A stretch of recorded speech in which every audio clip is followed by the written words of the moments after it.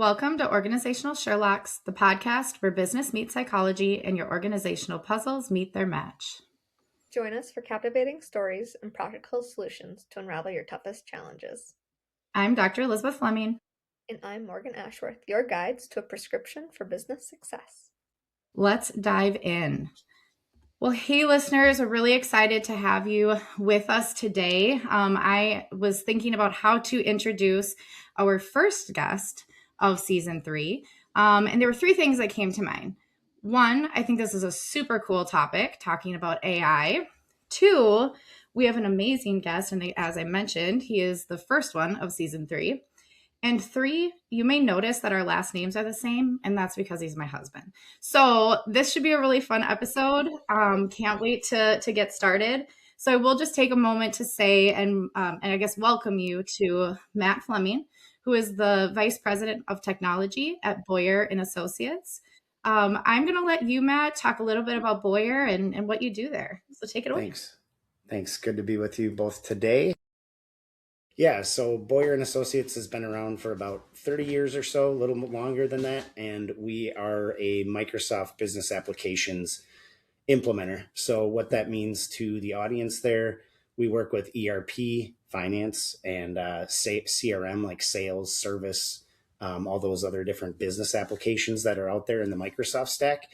We started doing that about 5 years ago, and then about a year ago, we started implementing AI and Copilot, Microsoft's AI, for all of our clients. So the kind of unique selling point, if you haven't worked with a technology consulting firm before, is we generally tend to bring expertise gained from repeated implementations. So we go out, we work with clients, we live, breathe, and eat all this implementation stuff on a daily basis. So we kind of get you to where you need to go faster than you would be able to get there on your own. So what I do at the company, I'm the VP of Technology, as you mentioned, Elizabeth. I have a couple things under me. IT, so how do we keep Boyer safe and secure? And then what systems we use and how we use them. And then I also do a lot on a daily basis, more and more by the day, dealing with AI strategy, both internally here, so how we implement that for our own employees, and then externally, so how we go to market, the offerings that we have, how we can most efficiently service our clients. Yeah. Yeah, great. Thank you so much, Matt, for that overview. Sounds like you have a lot on your plate, but sounds like you're managing it well. AI helps. Yeah. Oh, yes, I totally agree. Elizabeth and I have talked about AI plenty of times on our podcast, the ability to help us speed up with a lot of our work. But I'd love to get to know, a lot of people know what AI is in the sense of a personal context and on a basic level. Mm-hmm. So would you mind getting into what AI actually is in the context of the workplace and how it might differ from traditional software tools? Yeah, so I mentioned that we're a systems implementer. So when I kind of step back and look at it, a lot of the times I compare it and I see a ton of similarities to a lot of the other applications that we implement for our customers on a daily basis. The thing that makes it unique is that it's really, really powerful, right? And then I would say also the other thing is like just the way and the speed at which it's commoditized, where it's like available to everybody everywhere within 6 months, So when I think about AI, I think about there's kind of two pillars to AI. One is LLMs. Stands for large language models. So that's kind of the tools that everybody's familiar with today. ChatGPT, Claude, Copilot, you name it, there's a bunch more out there.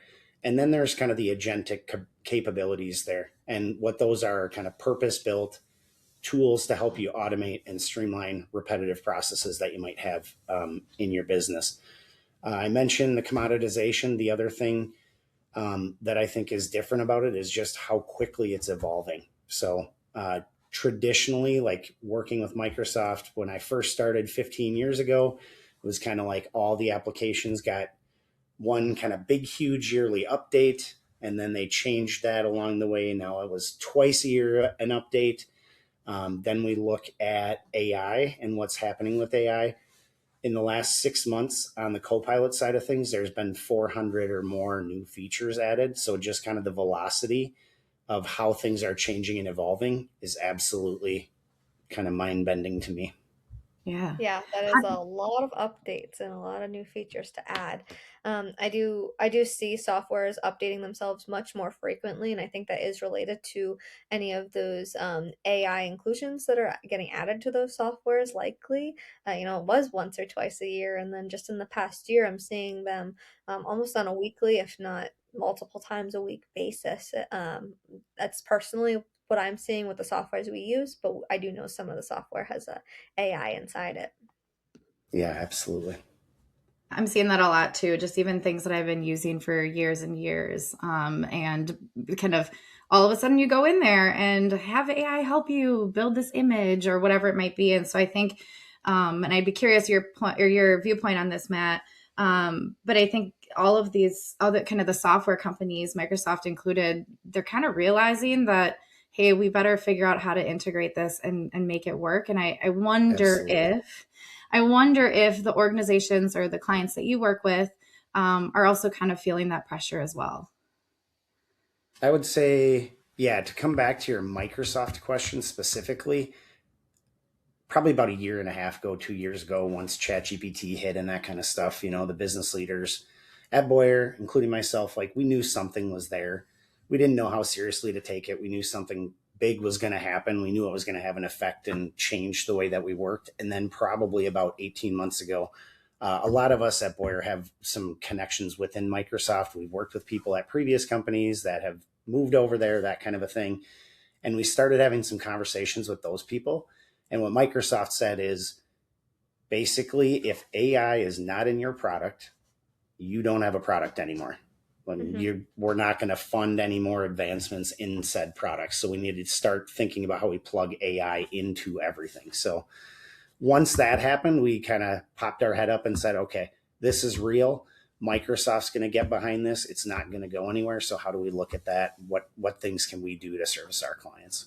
So Yeah, I that have a makes follow sense. up question. I have a follow up yeah, question to that because I'm curious about, and you don't have to give specific examples, but are you seeing any themes in the way that your clients are wanting to integrate AI, or themes in kind of what piques their interest to start considering the integration of AI?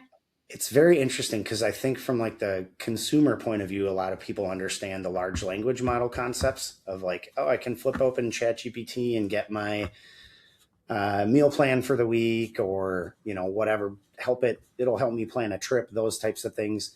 From the business side of things, I think it's a little bit less like people haven't really figured out how to apply that as much. So kind of the strategy that we take is to start small and get some quick wins. Yeah. So a lot of the time, I mentioned we have ERP systems, finance systems, and sales systems a lot of the times in most of our customers, and those systems don't necessarily talk to each other, nor do a lot of the times the salespeople and the finance people. So we a lot of the time look at like, okay, how can we fill a gap between those two systems, between those two departments, with AI. And then as people use AI to do things like that, those purpose built kind of point solutions, they're able to start thinking for themselves and imagining how AI might make their business better in other ways as well. I imagine that has a pretty profound impact on kind of like when it is deployed and active. It has a pretty profound impact on kind of streamlining operations and improving productivity. I just curious if you have any stories or thoughts on that, even internally, I guess. Yeah. Yeah. I would say actually one example, they're kind of our poster child almost for us. I'm not going to mention the customer by name, but we have a customer that does, they're a software company that does software as a service. And they have a case where, part of the thing is driving revenue to the bottom line. So salespeople, when they're dealing with renewal contracts and those types of things, need to know what target they're shooting for new monthly fees for customers and that kind of thing. Before we implemented AI for them, this was a process where it was like a salesperson would have to reach out to finance, figure out what the actual contract said. A lot of the time, the finance people were busy compiling their reports for whatever and, balancing charts of accounts, those types of things. And it was not a high priority for them.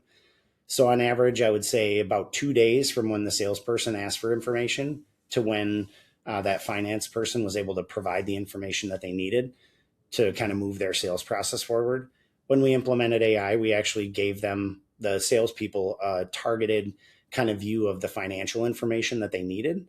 And they're able to get that within 15 seconds. So we took something that would take, introduce a 2-day pause into a sales process and, kind of turn that down all the way to a 15-second interaction with AI. So that's huge for any company that depends on sales for their livelihood. That's actually funny that you say that because I was training a salesperson today, and I was thinking about I'm like, well, this is something I'm gonna have to look at. I'm like, there's a delay here that shouldn't be happening, and we have like due dates and all these things, and to an extent there needs to be that manual overlook and whatnot. But I was like, I wonder if I could automate this. Literally is what I said to myself today, and it's also about okay, then those agentic type of AI programs, what do I need to do to implement that?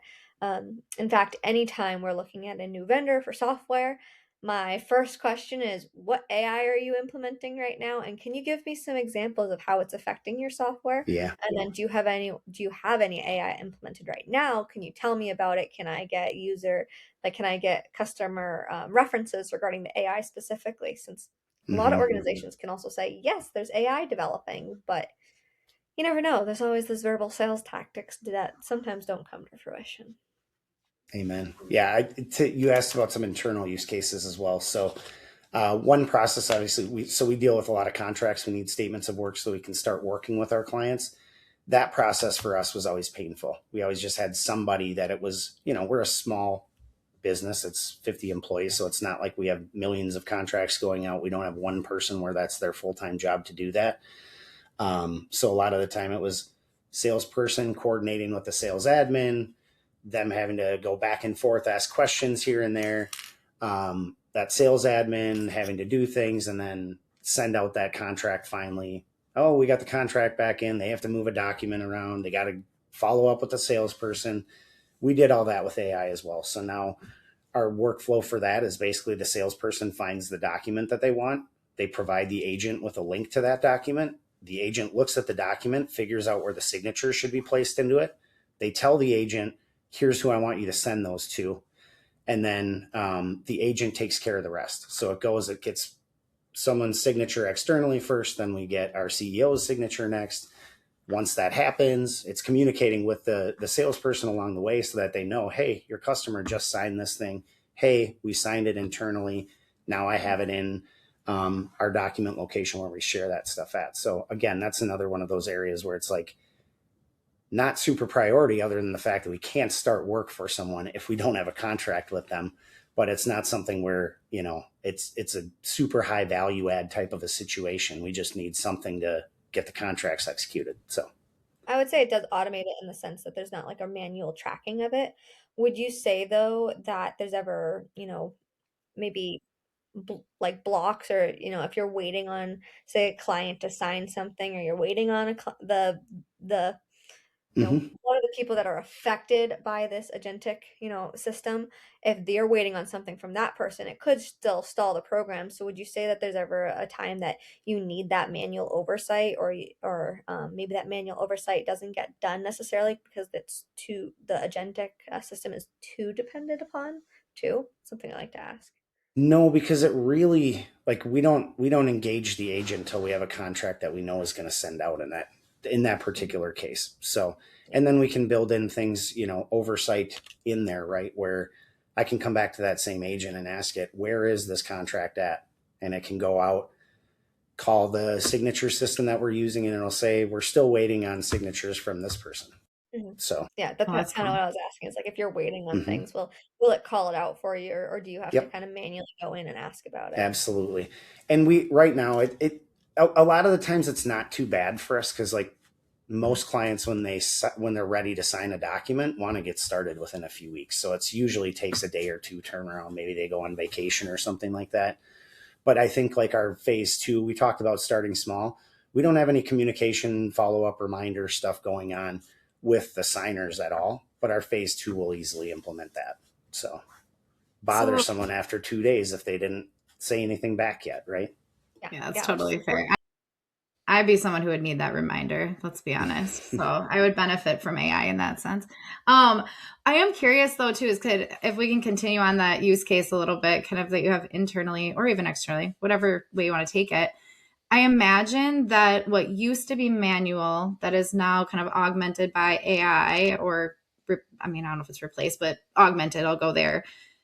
What is the person who used to do it manually or the people, what are they doing now? Like, well, how has their day-to-day changed?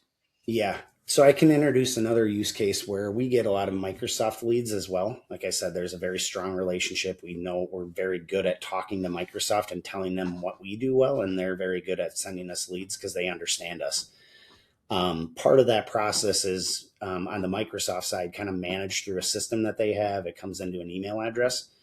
And so we've got an agent that basically watches that inbox, reaches out to a person, and then that person has to then react to that, figure out if we want the thing, put it into our CRM sales system, this, that, and the other thing. That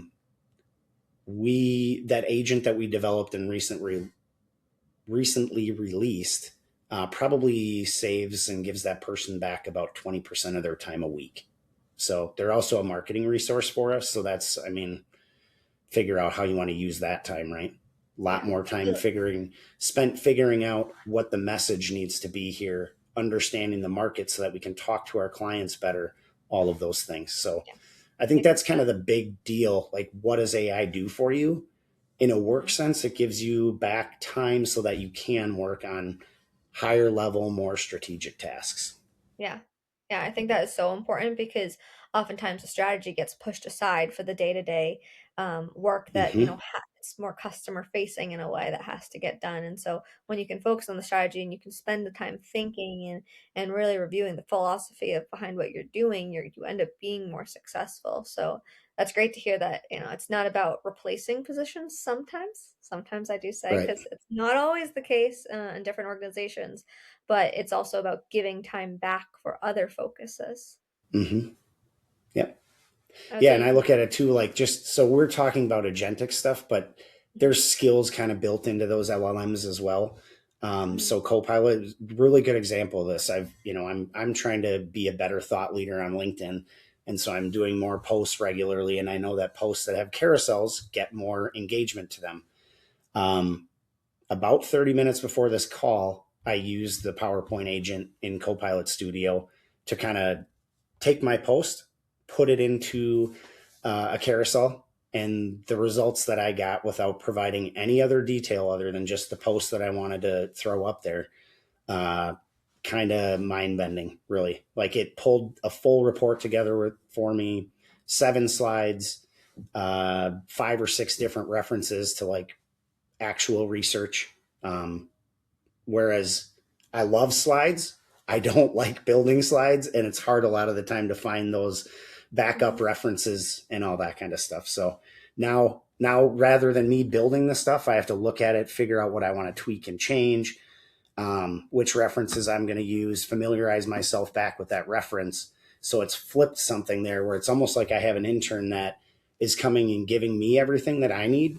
And now I just get to look at it, apply strategic thinking to it and the message that I'm trying to get out there to LinkedIn, and make my decisions about what I want the final product to look like.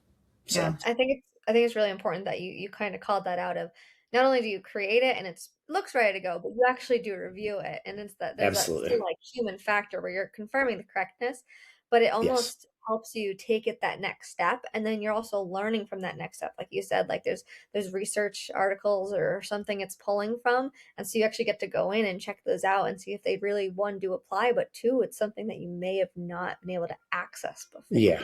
Right. And I think, the quality of the post that I had was awesome, but I'm not going to go and spend a lot of time doing research and that kind of stuff. I'm a big learner. I love it. It's just, I don't have time to do that. So it's like maybe now the hour it would have taken me to build that PowerPoint and turn it into a carousel, I'll spend that going and learning more.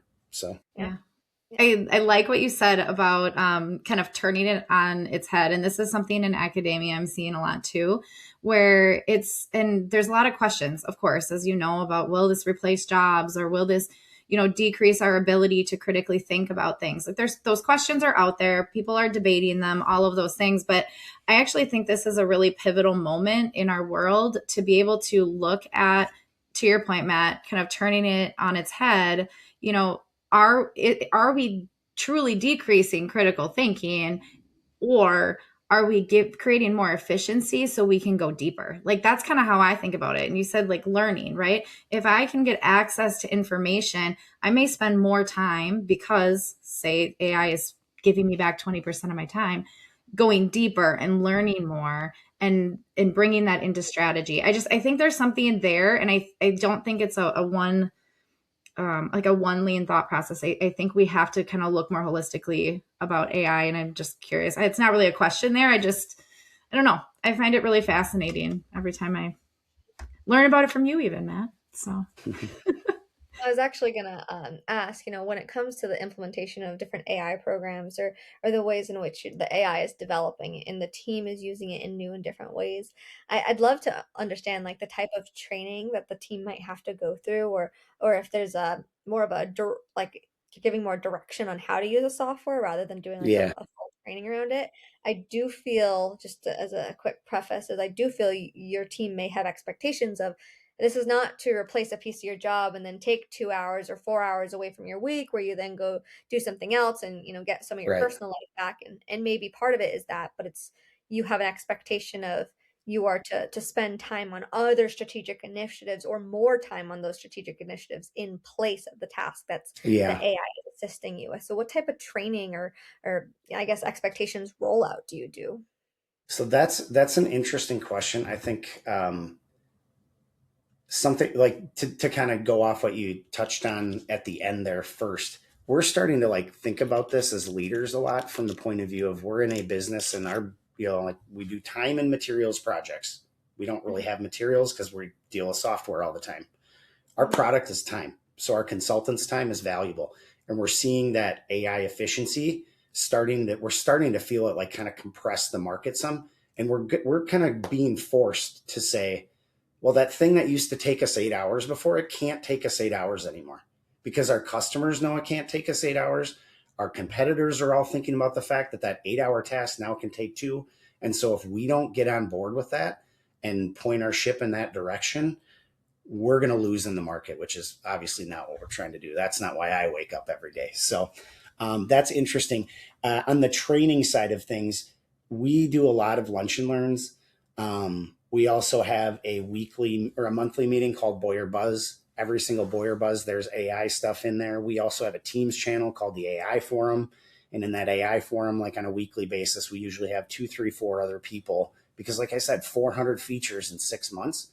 Someone's posting something new about, hey, I did this. Hey, I did that. Check this out. So those are kind of the things that we do to try to spread and pollinate that knowledge across our team internally. So Yeah. Yeah, great. I'm glad to hear like you guys are trying to roll it out and have those expectations and have those trainings. And mm-hmm. I do feel like employee forums is such a great way to even learn from each other and kind of show Yeah, that it's a collaborative it's effort and overwhelming. leadership. And we people ask us to myself, or I've got an R&D guy that is absolutely brilliant and amazing, and it's like, which tool is the best? And it's like, or how do you pick one over the other? And it's like they're all advancing so quickly. There's so many features. Like my advice so far has kind of been pick a tool and just learn how to use it well. We are a Microsoft shop. We do Copilot. Learn Copilot. And even, it's interesting. Like I've been encouraging people internally as well. Well, could we build an agent for this? It's like, yes, the answer is always going to be yes to that. Like that's the thing in technology, right? You want to figure out how to solve a problem. What does it cost? 2 things, time and money. That's all I need, right? I can solve any problem you want with those 2 things. The interesting thing about can we build an agent for it? It's not the question. It's really, should we? Or are there parts of Copilot today that do the thing or most of the thing that you want it to do? So we've kind of had to try to reframe a little bit of that to say, let's use Copilot the way that it's intended to and take it as far as it can go. And then when Copilot doesn't work, let's get into the agentic stuff. I like to hear that. It's like work with what you can and then start building elsewhere. Mm-hmm. Yeah, Like you said, like just take a program and run with it, learn it, become an expert on it first, and then start building outside that. exactly. Yeah. Yeah. Would It's you just, it's, say, sorry, go ahead, Elizabeth. we keep interrupting each other today. That's all right. We can do that. So it happens every time we have a guest on because we both have so many questions to ask. I know that's the thing. I'm so interested in it, you know? I mean, gosh, it's just, there's just a lot out there. And I imagine, I just want to kind of tag onto the training question a little bit, because I imagine that when you're working with clients, that user training may look a little bit different than when you're training, say, somebody who's building the agent, right? Or learning the agent, the back Yeah, end. Is that fair? sure. Yep. In some ways. And Yeah. I would be remiss if I didn't say, because, you know, Morgan and I are both in the IO field, that there is a lot of AI work going on in psychology as well, particularly in applied psychology, and understanding how change management can work. And how change management works with AI and the user training and the user, you know, all of those different pieces. So I just wanted to, for our IO listeners, say that this is an area that you might want to check out too. Like, what is the field of psychology saying about AI, Yeah. its implementation, you know, how it's changing and moving day to day. It's just, that's a rabbit hole I've gone down and read a lot about. And I think it's pretty fascinating, because even though it is technology, there's still humans behind that technology. I think, Matt, you're living proof of that, right? Somebody somewhere built something, you know? And so I think that's just really important to call out, you know? So I don't That's know. fair. And so you make a good point about change management, and that's something where we work with a ton of small and medium sized businesses. Those businesses are on budgets that are tighter than enterprise budgets, that are tighter than, you know, commercial companies like an Adidas or, you know, someone like that, that might be small, but they have a large revenue pool that they can kind of follow through on those initiatives with. That's one thing that I've been thinking about a lot. And like, our implementation times might come down, but I think that is a benefit to our customers, because we should turn around and start selling some more value of those change management services and that kind of stuff into the projects. Mm-hmm. Just because, yeah, it's helpful to bring people along rather than to spring a shiny new tool on them and scare the crap out of them because AI is taking my job. Right. Yeah, and I'm sure that's helpful So, with training. I'm sure that like yeah. that's kind of the training to your customers is, okay, let me walk you through how to manage change within your organization by implementing Hmm. this AI system. And I Yeah. would argue that it's really necessary if a company's coming to you to develop something or to teach them how to, I guess, teach them how to Yeah. use something. They might not take it to the fullest extent once it's in their organization and say you're outside of it and you're not working with them any longer. Hmm. Yeah. Yeah.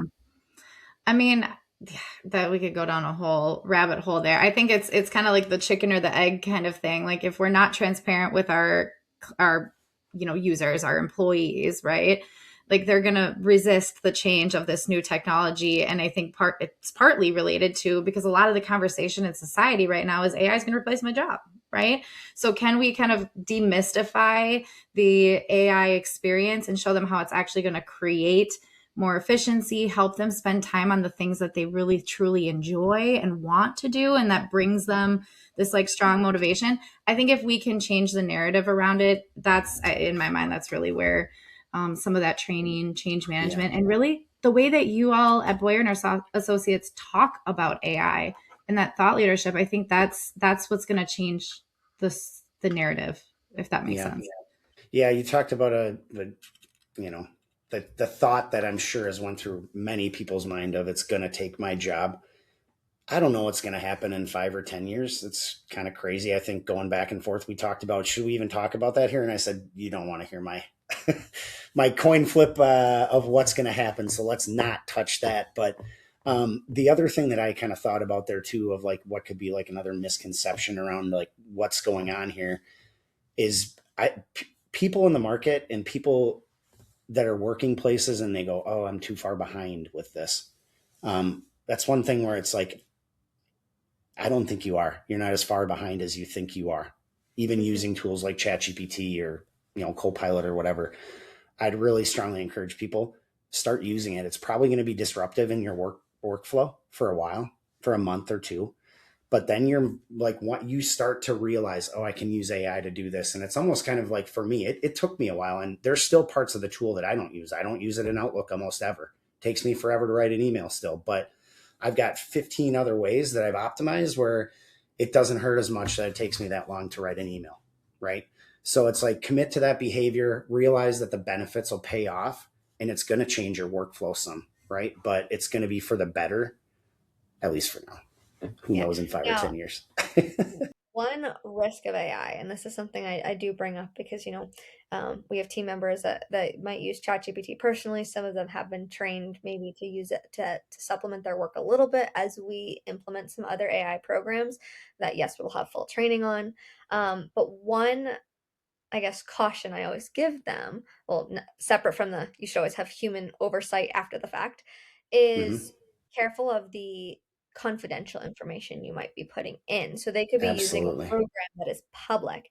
And so would you say that there Absolutely. are programs that are truly protective of confidential information, or would you say that, or would you, Yeah. how would you, So I guess, how would you that's answer? where we see and we position Microsoft as the leader there, Mhm. because Microsoft has BAAs and all that kind of stuff, all the You're gonna technical have to jargon spell in that place out. where business Business. associate agreement, I think is what it stands for. But it's basically like, hey, if you're going to touch our data, you have to commit to us that if there's a breach, you're going to tell us about it. Mhm. You're going to pay for the investigation. You'll pay for the damages that might occur from it. This, that, the other thing, right? So Microsoft does have a BAA that you enter into when you sign the customer agreement. I'm not going to talk a lot about that because it's legal, and I'm not a lawyer. So, but the nice thing there is that all of your data does not, like when you're using other tools, you connect to ChatGPT and you dump in a spreadsheet and it's your paid version of ChatGPT, they can train on that data. So there is a risk there of, some information that you had uploaded being exposed to someone else somehow. Microsoft does not, your data does not leave their service boundaries, and they don't use it for testing at all or training. So that's the benefit that we have. And then the other part that's really cool, Microsoft is massive. And so they already have partnerships. They own part of OpenAI. They've got partnerships with Anthropic, all of these things happening inside their data center. So they have ultimate control over where that data goes. So, I don't know. The reason I bring that up is because I work with a lot of organizations that have proprietary knowledge, and I studied legal. Have a master's in legal studies alongside my mm-hmm, Iowa psychology degree, and so because of that, it is a component to everything I do because I focus on the proprietary nature of businesses within what I do. mm-hmm, It's sometimes funny because I'll have a conversation with Elizabeth, and I'm like, I can't really get into too much detail, but I can give you a kind of high level of like understanding of what it yeah, was that I was working in, or yeah. I can give some examples, but not all of them. I can't give everything out either. Yeah. Yeah. So I think too, to like think a little bit further about this. So we talked about the data won't move outside of there if you use Copilot. There's also controls inside of M365 that you can shut stuff off. So it's like this SharePoint site, you can't even read it. Like AI won't look at it ever, right? Maybe it's super, and you can do that on a per document level with classification of documents and that kind of stuff. But then, you talk about that control stuff. The other really cool benefit of the whole thing is that there's this concept of retrieval augmented generation. So what that means is that when you ask Copilot a question, there's like a work tab. If I ask it in the work tab, it's going to go and look at stuff, conversations that I've had, emails that I've done, SharePoint documents that I've uploaded, this, that, the other thing. And like, just ask Elizabeth, I have a terrible memory, terrible memory. Plead the I'm fifth. like an idea machine up here, terrible memory. So like for me, it's almost a little bit of a crutch where it's like, I've optimized so much stuff, but I've also become a little bit dependent because I know that I don't have to commit that piece of information to my head, because when I ask Copilot about it later, um, it's going to find the right stuff for me. So I'd argue that's critical though, because as humans, we can't remember everything too. And so where we can automate it and make it so that something else can remember it. I mean, back in the day, it was, it's your assistant. Like your assistant needs to remember all the stuff for you and you don't. Well, now AI is coming yeah, in. And yes, again, the argument is AI going to replace my job or not? But that's when we get into the other skill sets that you might be developing in place or on top of AI. So that it's a part of your position, hopefully. Yeah. No, Yeah. I would agree. Speaking of skill sets, Matt, I would love to hear your opinion. Obviously, there are so many, AI programs that we can learn and skill sets surrounding AI. Are there any in particular AI-based skill sets that you think people in the market at any level should be looking into and looking to learn, and or skill sets that are just simply related to AI? I think you have to learn the tools. You really have to learn the tools. And I don't know, the other skill set there is like discernment and critical thinking about things too, you know. I think that's why you hear a lot of stuff about, oh, it's going to eliminate all these jobs, this, that, and the other thing. And I think the Anthropic guy, he's probably one of the more outspoken CEOs out there, but probably a good anchor point of like scaring the crap out of the industry too. And like, hey, let's pay attention to what happened or what's happening right now. He thinks that in the next probably 2 years, 50% of entry level jobs are going to be eliminated. And it's like, I've thought about that a lot. And it's like, we're probably not going to have to need to eliminate those jobs necessarily, but those jobs change, and the senior people above those entry level people are probably going to have to work with and help people more on like here's how you critically think about these things to Mhm. bring them up to speed so that they can get into a more senior role. So Yeah, I know you were talking about strategy earlier, and Elizabeth actually said something about like developing your cognitive capacity and your capabilities earlier in the episode, and I guess that's where I would agree. Like the skill sets need to be focused on that, but I also know that I have seen situations where, there are people that develop to a certain level and it's like they can't get over that level at times. And so I do worry for an individual that may not either put the effort or have the maybe innate ability to develop that cognition and to develop that critical thinking. I know this is something we've kind of talked about before. So, Elizabeth, I want to hear your thoughts on what I just said. I don't know, man. I was going to defer to you if you asked me that question. So That's rude. Just kidding. I mean, honestly, after you stopped talking, Matt, the first thing that came to mind is, wow, what a beautiful world that we can have more time in our day because of the use of AI and these tools and all of that to be able to spend with people. Like, how powerful is that? I think that is just so beautiful. I mean, like, obviously, I'm biased because my whole world revolves around developing people and systems, but I just think that's beautiful. Like, that's so cool. for me, when I think about that in the software industry, that's what I look forward to my employees being able to do more of on a daily basis is exactly that. Mm-hmm. You're a salesperson. Who cares about the freaking contract? Go talk to the next guy and figure out why he doesn't want anything or what Do what things you we do best. didn't show him. Like, where did we miss the value proposition for this person? If you're a delivery person, who cares about writing all the documentation up for this thing? Let a machine do that. Go talk to the person about why this design requirement didn't work out correctly, or hey, maybe we can go do this other thing that we talked about in the meeting that was out of scope for this project or something, right? It's those human connections. I feel like there's going to be a lot more of that Yeah. in our industry, so that's great. And honestly, I think those human connections are to me, like, scalability comes because of those human connections, right? I mean, we are like and we've said this probably 8,000 times across this podcast, but companies and organizations are made up of people, right?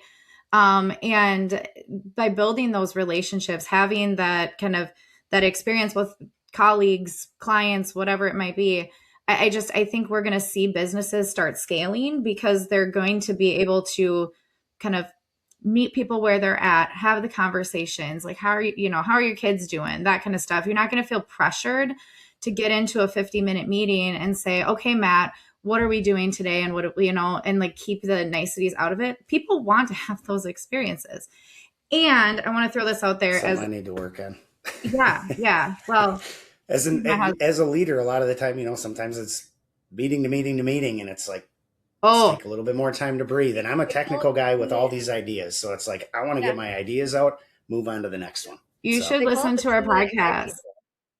Yeah, you should listen to our podcast on multitasking or context switching, because that is kind of what we're talking about. Like, it's impossible to do those things. Going back to the memory thing too, like to have something help you with your the memory, or to get a really quick answer of like, just catch me up. Where are we at in this project? when you are meeting to meeting, I imagine would be really helpful, because I don't know about you, but I've definitely been in situations where I jump into a meeting after 3 meetings before and go, No ooh, idea it what we're takes me like talking about. 5 minutes to like catch up, or 2 minutes to figure out what I'm here and what I need to do. And that's not good, because it also causes me stress, and I don't like that. So Yeah. No, I know what you mean. And one thing I just wanted to kind of make note of is we've been talking about the people connection, and they do say that when you visit more cultures, or when you get to have more cultural experiences, your mindset develops a lot. And so with that, when we have more people connections, then our mind will naturally develop, because the people around us have a constant effect on the way in which we're wired. And so to an extent, yeah, we are going to develop, and maybe it is that kickstart we need to develop our critical thinking skills, and some other skill sets. But also, yes, let's have those niceties. Let's actually care about the person on the other side of the screen. That's just what we can get from them. I'm just going to say one thing on to tag on to that, because I think to that point, when you have that ability to make those connections, and you have tools that help you do your work and at a high quality, I think we also kind of create a space where that innovative thinking and diverse thought can come into play. And I know our listeners know that I have my passion niche, if you will, is around neurodiversity and creating spaces where neurodiverse individuals can really thrive, not just to accommodate, but to create spaces where they can thrive. And I think this could be really helpful with that. And I will say, just knowing what I know about Microsoft, and not that I'm here to toot Microsoft's horn or anything, but accessibility is a huge thing with it. And so I think that's another component that I think AI probably, I can't imagine they designed a system that wasn't accessible. And I just think that's really cool. So just, whatever. I'm getting all soul Yeah. heavy over here, but I think that's Yeah, but pretty also neat. a system that learns from itself of how it can improve, and maybe reach another reach another type of system, I guess. Yeah. Like language, even, for example. Yeah. Okay. So I'm going to throw it back to Matt here as we kind of wrap up our episode. I know we had a lot of different questions for you. We kind of jumped around a whole lot and got, again, like, my heart is very full leaving this conversation. What did we miss? Like, what do you think our listeners need to know? What does society and the working world need to know about AI? Yeah, I think we kind of covered it a lot, but it's coming, it's here.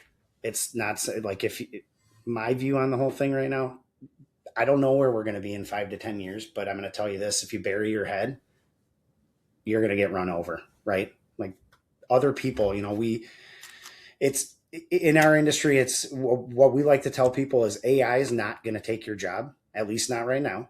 But somebody who uses AI and applies it well probably will, if you stay stagnant where you're at. So don't stop moving. And then the other thing that I would say is, for leaders, I would challenge you to devote some of this time. I talked earlier about how this has a chance to make you more efficient, give you more time to think about things. I would challenge you that your higher level tasks are to think about the people that you manage, how their jobs will change, and how it's going to change your business. Yeah, I think that's a great conclusion. Is what is the greater effect? And I tend to say, how is it affecting this level of individuals, the entry level, that affects all the way to the executives? And so all in all, it would be Mm-hmm. the business. That's very well said. I love it. So thank you again, Matt, for being on here. I know you've kind of given me a few softballs, so I apologize for forcing you to come here. I don't think it was too much to ask, just for our listeners. Glad to be But here. we appreciate you being here. Thank you so much. Thank you for representing Boyer. And I do just want to say too that, and I'm going to toot the horn a little bit, but Boyer works with a lot of nonprofits, and I think there's a lot of really cool, again, this is the heart coming in. I think there's just something really amazing about that. And so thank you for giving back to the people who give back to others. So I just wanted to call that out, because I'm not sure that we had said that. I appreciate that. That was one of the coolest things when I started at Boyer. I had never worked with a nonprofit organization, and we do probably 20% of our clients or so are nonprofits. Mm-hmm. So all the previous time I was a CRM guy, all about sales and products and price lists and opportunities and leads and quotes and orders and invoices and all that stuff. And being able to come here and work with people on other business processes that are not sales focused, even sometimes if it's, like fundraising kind of can be a little bit salesy at sometimes, but it's like, that was a really great breath of fresh air to be able to come here and say, indirectly, I'm having a positive impact on the world. So I appreciate you calling that out, Elizabeth. I've been to quite a few galas with you, and I can say that the people at those nonprofits are very happy that you guys are in their lives. So I don't think it's as indirect as you may think it is. So thank you. I think that's beautiful. We work with a lot of nonprofits, so I understand how you feel, and it's nice when you can have that end effect on the people that really do need the support. So, well, thank you again, Matt, for joining us today. It was so great to have a conversation surrounding AI and your current use of it, as well as how it's having an effect on your customers. thank you. So with that, this concludes another intriguing episode of Organizational Sherlocks. I'm Elizabeth Fleming. And I'm Morgan Ashworth, reminding you that the journey to success is an ongoing investigation. We've talked about this a lot today, so remember to stay curious, stay strategic, and keep utilizing insights to decode your business mysteries. Join us every Friday for your next Whodunit. This is Organizational Sherlocks closing today's case. We will see everyone next time.